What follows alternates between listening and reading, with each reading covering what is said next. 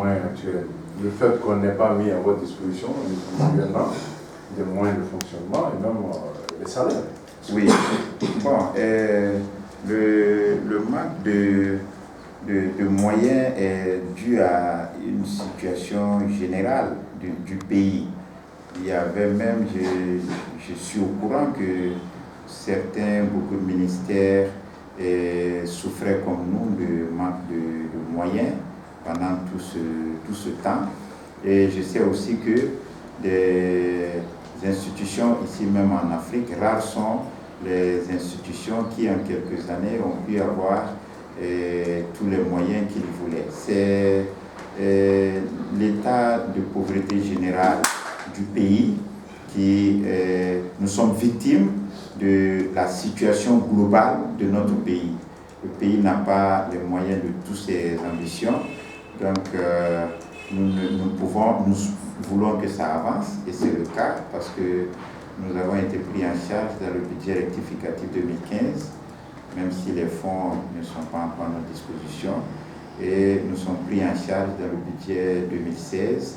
Et donc, nous espérons que dès que ces fonds vont commencer à tomber dans nos caisses, nous aurons à faire face à des défis différents. Et j'imagine aussi que la question du siège définitif est en bonne voie et probablement ça ne prendra plus assez de temps.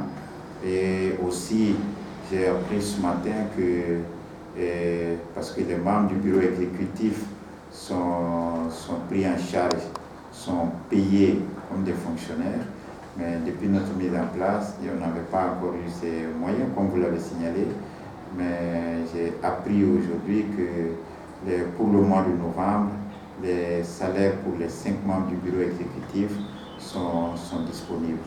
Alors c'est une avancée petit à petit et nous espérons que si nous avançons de cette façon, probablement en début d'année, nous aurons un peu de moyens pour commencer les véritables activités.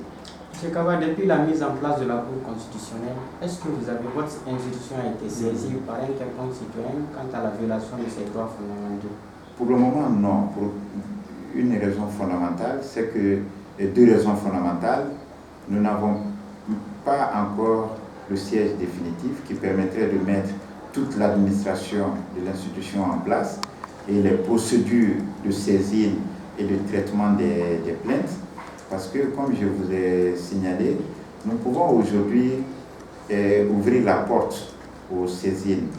Mais avec les défis que nous avons à relever, nous pourrons commettre beaucoup d'erreurs dans le traitement des plaintes et les critiques seront plus dures que ce que nous imaginons. Alors nous voulons mettre de notre côté toutes les garanties d'un traitement impartial et totalement satisfaisant que nous pourrons nous-mêmes défendre vis-à-vis des personnes qui nous saisissent et vis-à-vis de tous les observateurs de la vie nationale guinéenne. Et donc nous ne voulons pas commettre d'erreurs dans ce sens-là parce que c'est cette dimension de notre mission qui fait de nous une institution quasi-juridictionnelle, qui nous donne des pouvoirs similaires à ceux de la justice. Alors si nous échouons... Justement, vous allez faire quoi concrètement? Quand l'étape là va arriver, il y aura peut-être quoi? Qu'est-ce que vous pourrez faire pour un citoyen qui se sent victime? Quand un citoyen est victime et que nous sommes saisis par le citoyen, alors les commissions spécialisées que nous allons mettre en place quand le siège définitif va être obtenu, les commissions spécialisées vont traiter la plainte et faire des recommandations. Le bureau exécutif va se réunir sur les recommandations, écouter les parties, les témoins, les experts qui connaissent le dossier afin d'avoir une vision très claire de la situation et de s'assurer effectivement que celui qui nous a saisis est véritablement victime d'une violation des droits de l'homme. À partir de ce moment, nous avons la possibilité de saisir le président de la République, le président de l'Assemblée nationale et les autres institutions, et même l'institution judiciaire, nous avons la possibilité de les interpeller pour demander que l'individu soit rétabli dans ses droits. Je crois que c'est l'un des volets les plus importants de notre mission, et c'est pourquoi il est important que nous ne commettions pas d'erreur dans la réception des plaintes. Nous attendons qu'il y ait toutes les conditions réunies pour recevoir les plaintes avant de commencer à informer les populations et de recevoir les plaintes pour les traiter et rétablir les citoyens ayant subi des violations des droits de l'homme d'être rétablis dans leurs droits.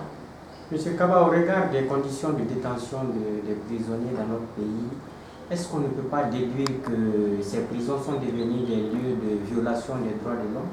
Oui, les conditions de détention, nous sommes en train de préparer un rapport qui probablement pourra être disponible avant le 10 décembre, je l'espère bien, qui est l'anniversaire de la Déclaration universelle des droits de l'homme. Et dans ce rapport, nous avons relevé beaucoup de situations qui sont regrettables. Et nous sommes en train de travailler pour faire des recommandations dans le sens de l'amélioration des conditions de détention en Guinée. Parce qu'il y a beaucoup de problèmes, pas seulement au niveau de la détention, mais au niveau de toute la chaîne pénale. Parce que nous avons beaucoup de problèmes avec les avocats, beaucoup de problèmes avec les huissiers, beaucoup de problèmes avec les magistrats. Et nous pensons que la réforme de la justice est en cours. Il faut avoir les moyens de l'accélérer. Et aussi, nous allons nous impliquer pour contribuer à ce qu'à divers niveaux de la chaîne pénale, qu'il y ait des améliorations, et plus particulièrement au niveau de la détention, pour que dans les prisons, on ait seulement des coupables et qu'aucun innocent, aucun bouc émissaire ne soit trouvé pour laisser les coupables en liberté et détenir des innocents à leur place. Je pense que le phénomène tortionnaire, la torture qui est pratiquée en Guinée, la torture permet de détenir des innocents à la place des coupables. C'est pourquoi il est important que nous travaillons à améliorer les conditions de détention et que nous travaillons également contre la torture pour que le phénomène recule, afin qu'on ait dans nos prisons les coupables, seulement les coupables, les personnes reconnues coupables par la justice, et aussi que les innocents se retrouvent en liberté. Et il est important que je signale que dans les problèmes que nous avons au niveau de la détention, c'est la corruption. La corruption qui fait que les personnes condamnées ont les moyens d'échapper avant même de faire même le 10e de la peine prévue pour eux par la justice. Et cela inquiète les populations, parce que quand vous dénoncez un criminel, on le prend, on le juge, il va en prison quelques semaines ou quelques mois, il recouvre la liberté par les moyens de la corruption, il vient vous menacer, il devient un danger pour vous, et vous pouvez être sa prochaine cible. Ça fait que les populations n'ont plus confiance à la justice. Les populations souhaitent que les personnes reconnues coupables soient carrément tuées pour qu'ils ne puissent plus revenir menacer d'autres personnes dans leur existence. C'est pourquoi l'État doit prendre toutes ses responsabilités pour éviter que les personnes condamnées se retrouvent dehors par le biais de la corruption. Vous avez vu ce qui est en train de se passer à Kouroussa. C'est une défaillance de notre système de détention. C'est l'absence de confiance qu'il y a entre les populations. Je condamne ce qui est arrivé. Je condamne énergiquement ce qui est arrivé, parce qu'aucun citoyen n'a le droit de se rendre justice à lui-même. Il y a des institutions judiciaires pour rendre justice. Mais il est important que l'institution judiciaire, elle-même, puisse travailler à faire en sorte que les criminels, surtout ceux qui ont commis des crimes de sang, les grands bandits, les coupeurs de route, les assassins, puissent purger toutes leurs peines, s'ils sont condamnés à la prison à vie, qu'ils ne se retrouvent pas dehors 3 ans, 4 ans après pour menacer la vie de ceux qui ont contribué à leur arrestation. Ça, c'est un défi majeur pour notre système de justice, la détention effective des criminels, la purgation totale des peines prévues, afin que les populations aient le sentiment que tout criminel arrêté et reconnu comme tel ne pourra plus jamais revenir dans les quartiers pour menacer les pauvres citoyens qui ont travaillé à le mettre hors d'état de nuire. C'est pourquoi aujourd'hui, si nous voulons que les populations collaborent avec les services de police et même la justice, il faut bien qu'il y ait la garantie que les personnes qui sont arrêtées et reconnues coupables de crimes, de grand banditisme et autres puissent ne plus revenir dans les quartiers pour menacer ceux qui ont contribué à leur arrestation. Donc c'est un défi très important pour la justice de faire en sorte que les gens n'échappent pas aussi facilement. Aujourd'hui, ce phénomène de fuite de prisonniers rend difficile la lutte contre la peine de mort. La peine de mort qui aujourd'hui, vous avez beaucoup de personnes qu'on peut accuser de coupables aujourd'hui, et 10 ans après, on se rend compte que ce n'était pas le vrai coupable, qu'il y a eu erreur judiciaire. S'il a déjà été pendu, que faisons-nous pour le rétablir dans ses droits? Il n'est plus possible de le rétablir dans ses droits, même si vous donnez tout à sa famille, vous ne le rétablissez pas dans ses droits, parce que le droit à la vie est un droit sacré. Nul n'a le droit de détruire la vie. Alors, nous travaillons pour qu'il y ait la détention à vie au lieu de la peine de mort. Parce que si, 20 ans après, on se rend compte qu'il n'est pas le véritable coupable, on a les moyens de le rétablir dans ses droits, de lui payer des indemnités et de l'aider à refaire sa vie. Mais si on l'a déjà tué, on ne peut plus le rétablir dans ses droits.